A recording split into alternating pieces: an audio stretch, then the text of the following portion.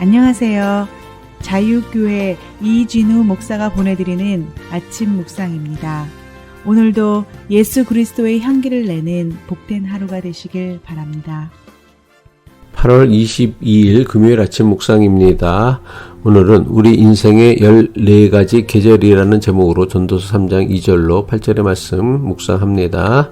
날 때가 있고 죽을 때가 있으며 심을 때가 있고 심은 것을 뽑을 때가 있으며 죽일 때가 있고 치료할 때가 있으며 헐 때가 있고 세울 때가 있으며 울 때가 있고 웃을 때가 있으며 슬퍼할 때가 있고 춤출 때가 있으며 돌을 던져버릴 때가 있고 돌을 거둘 때가 있으며 안을 때가 있고 않는 일을 멀리 할 때가 있으며 찾을 때가 있고 잃을 때가 있으며 지킬 때가 있고 버릴 때가 있으며 찢을 때가 있고 꿰맬 때가 있으며 잠잠할 때가 있고 말할 때가 있으며 사랑할 때가 있고 미워할 때가 있으며 전쟁할 때가 있고 평화할 때가 있느니라.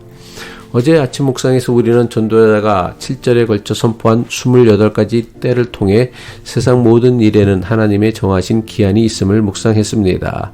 전도자가 구체적으로 나열한 14쌍 총 28가지의 때를 하나씩 들여다보며 그 안에 담긴 하나님의 섬세한 섭리에 대해 묵상하고자 합니다. 전도자가 가장 먼저 언급한 때는 바로 날때와 죽을 때입니다. 전도서 3장 2절이죠. 날 때가 있고 죽을 때가 있으며 심을 때가 있고 심은 것을 뽑을 때가 있으며, 이것은 인간이 결코 넘어설 수 없는 가장 근본적인 틀입니다. 태어나는 순간부터 우리는 죽음이라는 한계를 향해 나아가는 시간을 살아갑니다. 이어서 나오는 심을 때와 뽑을 때는 인간의 삶이 식물을 포함한 모든 생명체와 긴밀하게 연결되어 있음을 보여줍니다. 구약 성경에서 심다라는 행위는 때로 하나님께서 이스라엘 백성을 심으시는 모습으로 묘사되기도 합니다. 반대로 뽑는다라는 것은 단순한 수확을 넘어 전쟁으로 인한 파괴나 심판이라는 강압적인 의미를 담기도 합니다.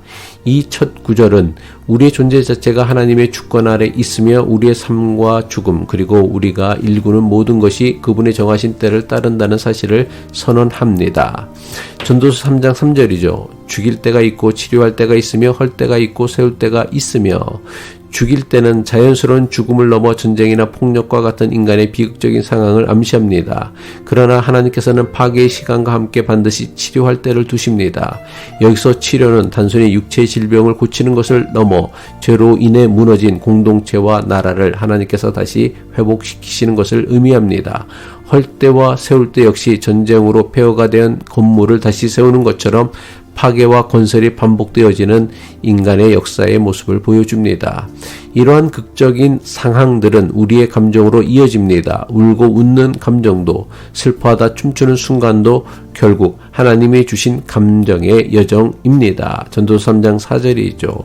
울 때가 있고 웃을 때가 있으며 슬퍼할 때가 있고 춤출 때가 있으며, 이 감정들은 단순히 우리가 만들어내는 것이 아니라 하나님이 정하신 각 때에 따라 우리에게 주어지는 지극히 자연스러운 반응입니다.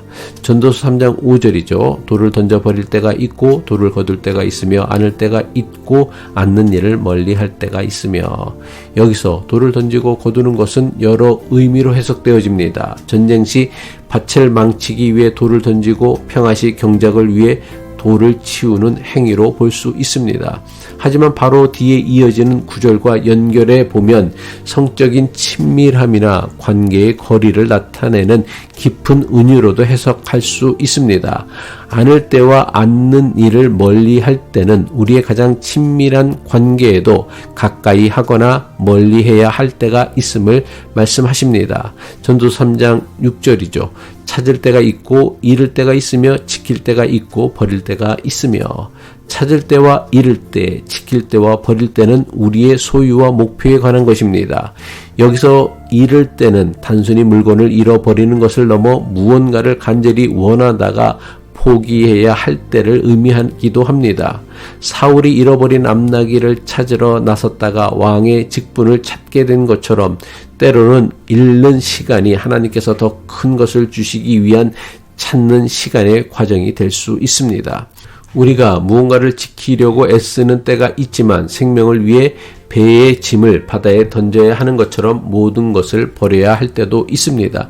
전도서 3장 7절이죠. 찢을 때가 있고 꿰맬 때가 있으며 잠잠할 때가 있고 말할 때가 있으며 찢을 때와 꿰맬 때는 큰 슬픔 속에서 옷을 찢는 애통의 시간과 슬픔이 지난 후 회복되는 시간을 상징합니다.